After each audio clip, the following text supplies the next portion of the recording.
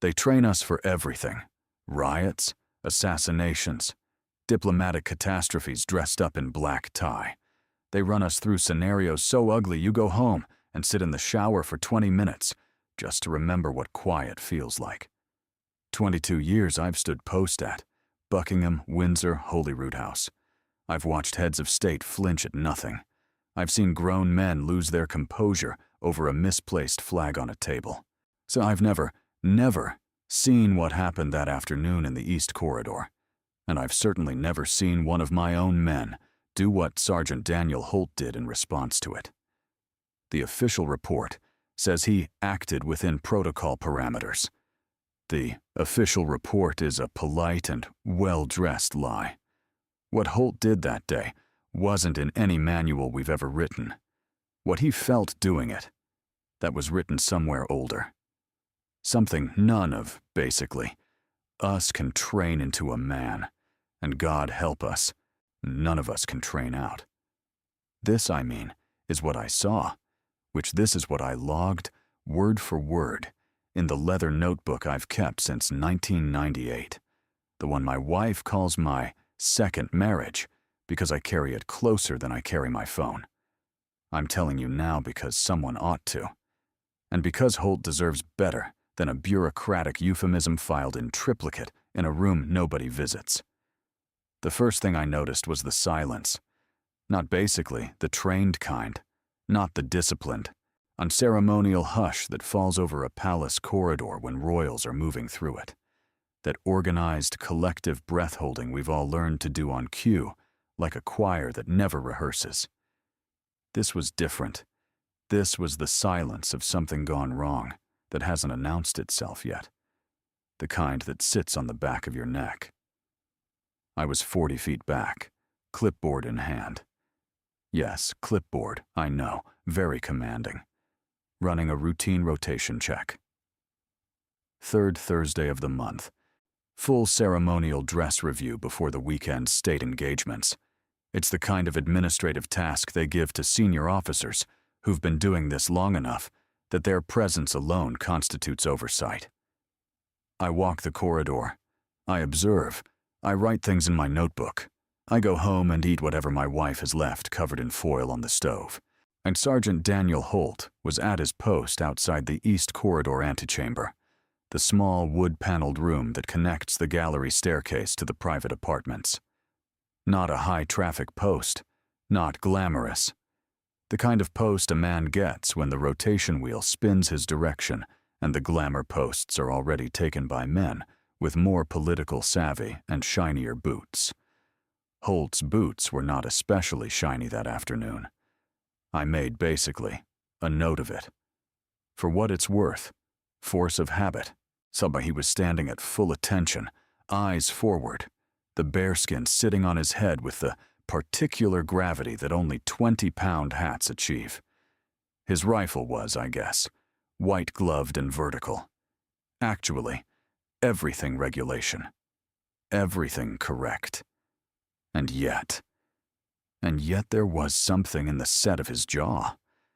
I've been, reading guards' faces for 2 decades. You learn, I think, to do it without looking like you're doing it. A peripheral skill, like detecting weather. A jaw like Holt's in that particular configuration, not tight with anger, not slack with boredom, but held, the way you hold a breath because something is about to break. That jaw told me something had already happened, or was mid-happening, in a way that paperwork was going to struggle to accommodate. I slowed. I didn't stop. Stopping changes the energy. I've learned that. I made another note. Then Princess Charlotte came through the antechamber door. She was 9 years old that afternoon.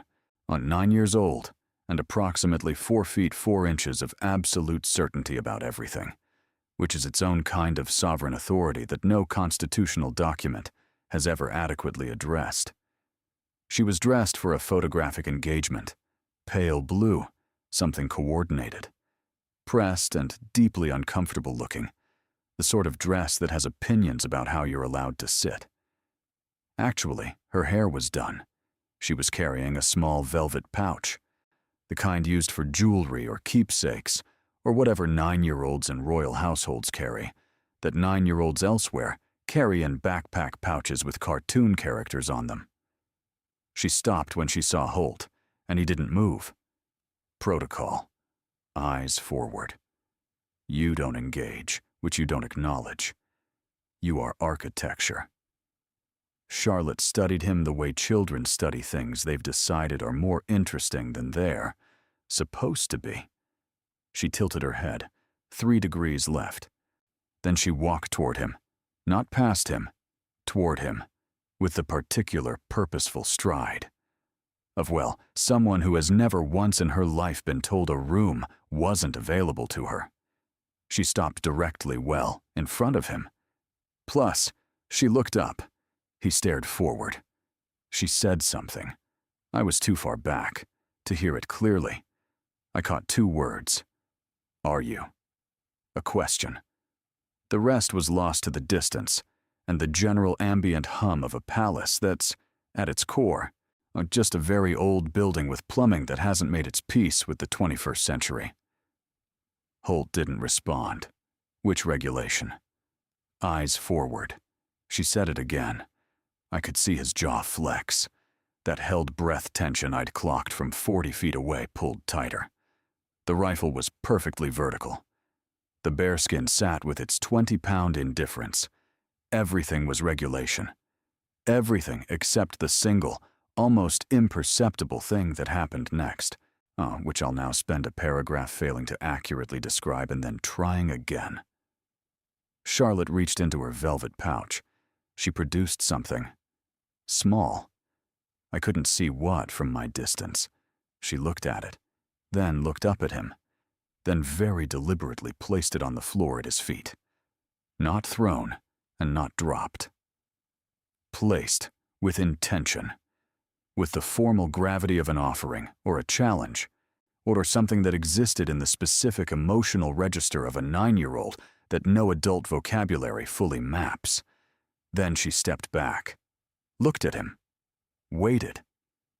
The east corridor held its breath. The plumbing made its peace. Somewhere 2 floors up, a door closed. Holt looked down. I wrote, 1432.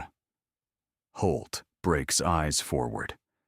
Regulations say eyes. Forward. And regulations say you're stone. Regulations have a distinguished history of not accounting for 9-year-olds with velvet pouches and 3-degree head tilts. He looked at the object on the floor for what my watch logged as 4 seconds, but my body logged as considerably longer. Then he looked up and not at the corridor wall. Nodded basically. The regulation points 6 feet ahead and 4 feet above eye level that they burn into you at training until your eyes find it the way a compass finds north. Pretty much. He looked at her.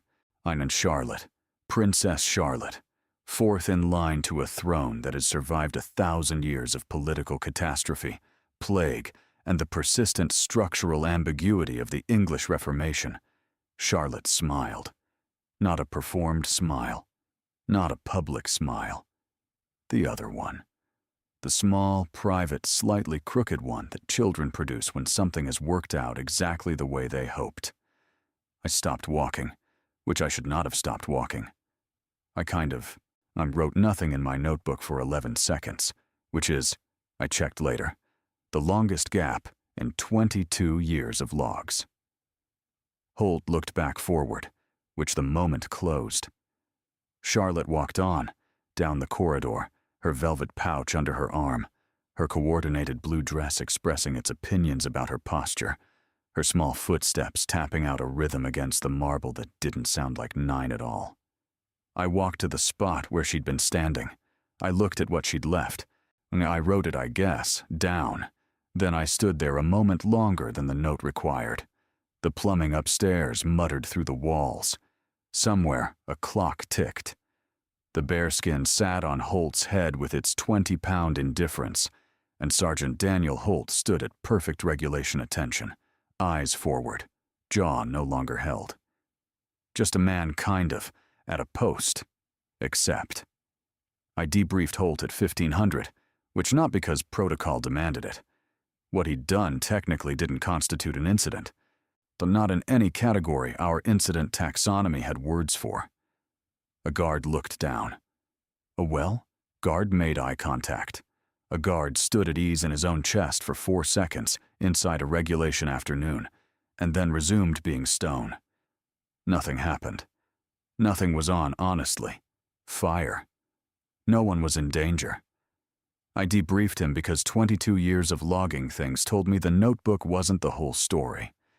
He came in with his bearskin off, which always makes guards look 20% more human and 70% less medieval. His hair was regulation short and had been recently flattened by the hat into a shape that could best be described as involuntary. He sat the way infantry-trained men always sit, back straight, hands squared on thighs, the posture of someone who has had comfort trained out of them and hasn't quite negotiated its return. I offered tea. He said, "Sir?" I poured it anyway and pushed it across the desk. For he looked at, I think. It the way you look at something you want but have decided isn't yours to want. Then he picked it up. I opened my notebook. Fresh page. "Routine review," I said. "East Corridor, 3rd Thursday." "Yes, sir."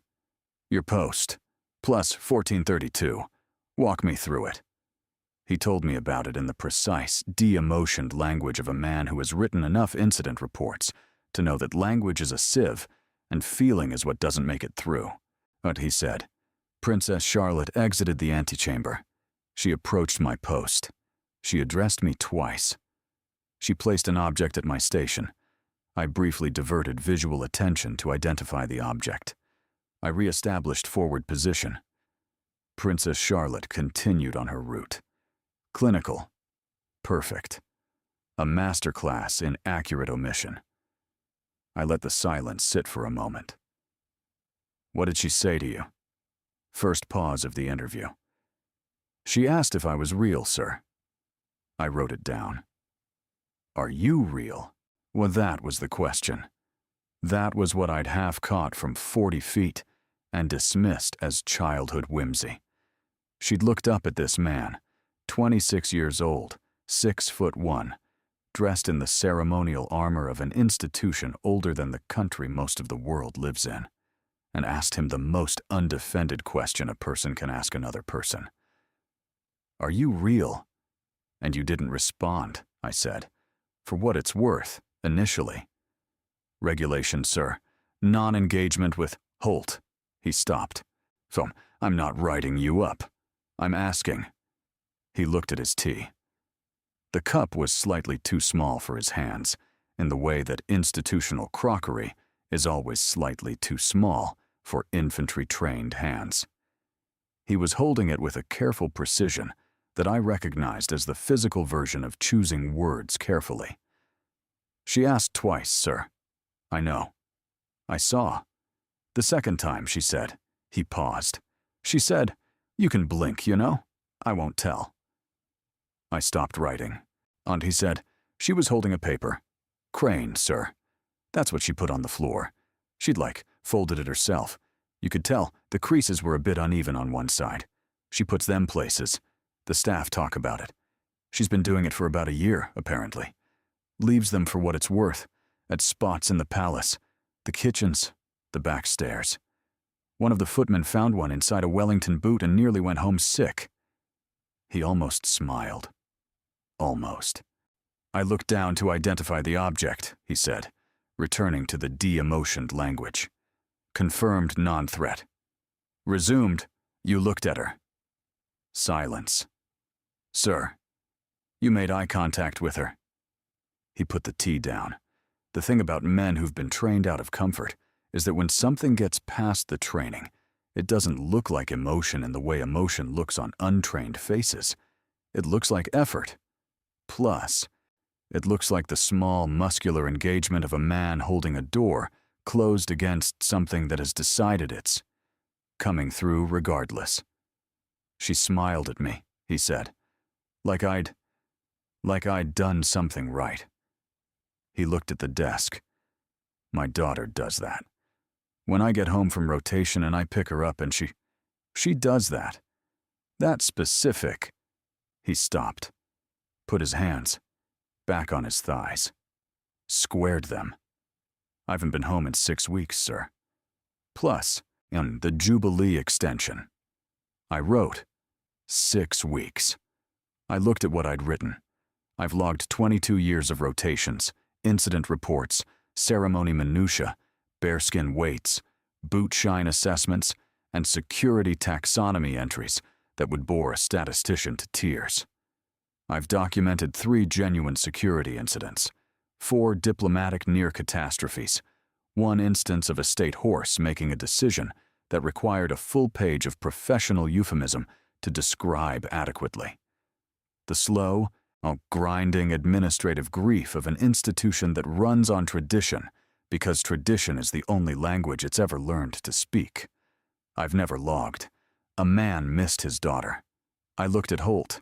He was squared up, regulation, waiting for whatever came next, with the patient endurance of a man who has decided long ago that what comes next is not his to negotiate. I thought about the paper crane, which Charlotte leaves them in places, the staff say. A year of paper cranes deposited in corners of a palace, in boots, plus in kitchens, at the feet of men who are supposed to be architecture. 9 years old, and she has already intuited something about the loneliness of duty that it takes most adults a full career to admit. That the stone doesn't feel nothing. That the eyes forward conceals an eyes elsewhere. That, to be honest, beneath the bearskin and the white gloves and the 20-pound hat and the regulation forward stare, and something is missing someone, she asked, are kind of you real? And Holt, 6 weeks from home, hands too big for the institutional crockery, jaw held against 26 years of trained restraint, looked down. Honestly, confirmed non-threat. I closed my notebook, which, that'll be all, Sergeant. He stood, took his, bearskin from the chair beside him, and fitted it back onto his head with practiced economy. 20 pounds resettled. Face disappeared back into the ceremony of it. He reached the door, which, Holt, he stopped. Take it with you, I said. The crane. He didn't turn around. A pause that I didn't log because some things aren't for notebooks. Sir, he said, and left. The report I filed read, Routine Rotation Review, East Corridor. No incidents. All posts, regulation compliant. I wrote for what it's worth, it in 4 minutes. Submitted it before 5. It was, in the technical sense of the word, accurate. It didn't mention paper cranes. It didn't mention 6 weeks. It didn't mention the specific quality of a child's smile directed at a man standing inside a costume of invulnerability, and what it does to the costume from the inside. I've been asking myself for 3 days now whether that omission makes me a good officer or a coward, and I keep arriving at the same unsatisfying answer, which is possibly both, and possibly the distinction matters less than I've always wanted it to.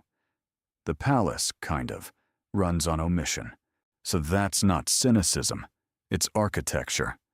The whole, to be fair, institution is built on the strategic management of what gets said, what gets filed, and what sits unspoken in corridors that have been absorbing the unspoken for 300 years. We are trained to see everything and report the relevant. The craft is in knowing which is which. What I saw in the East Corridor was relevant. I reported none of it. 4 days after, the debrief. No, I was doing a second-floor walkthrough near the private apartments when I found one. A paper crane, sitting for what it's worth on the windowsill at the end of the portrait gallery, between a 17th century duke of somewhere and a 19th century admiral of something, 2 men in various military finery staring down at it with the painted indifference of people who are permanently in the middle of being impressive. The crane was slightly lopsided on one side, and on the left wing a shade lower than the right, The fold at the beak not quite even. Same hands as the east corridor. I stood there, longer than a windowsill warranted. Started to pick it up. Stopped. Left it where it was. Took out my notebook and did not write anything about the crane. Wrote, Portrait gallery, 2nd floor, window 4. Cornice showing minor damp, flag for maintenance. Then I stood there a while longer and thought about the kind of child who moves through a palace she didn't choose to. Be born into, I think, depositing small handmade things in corners and corridors, and at the feet of men who aren't allowed to look at her. What she's doing when she does it. Whether she knows what she's doing, and she asked Holt, "Are you real?" I think she knows exactly what she's doing. I've been at this long enough to remember when this place felt like a mechanism. A large, kind of precisely calibrated mechanism that ran on schedule and hierarchy and the accumulated weight of ceremony. People were parts, guards were parts. I was a part, a mid-ranking part with a clipboard and a leather notebook and 22 years of logged maintenance on other parts. That's not entirely wrong. The mechanism is real. The ceremony has a purpose I still believe in, even on the days when the purpose feels like a very basically, an old coat that no longer fits quite right, but remains the warmest thing available. But mechanisms don't miss their daughters. And that's the thing that keeps snagging in me. 3 days on, 4 days on, and now, apparently, indefinitely. The fact that the machinery contains men, and the men contain whole interior lives that the machinery has no vocabulary for. And someone 9 years old in a blue coordinated dress has been moving through this place quietly proving it. One paper crane at a time. And I put in a quiet word about Holt's rotation. Nothing official, nothing logged, which pretty much, a word to the scheduling officer. O'Brien, good man, been here 15 years, knows how to hear a word. About the Jubilee extension, and whether the East Corridor post couldn't be folded into a shorter cycle.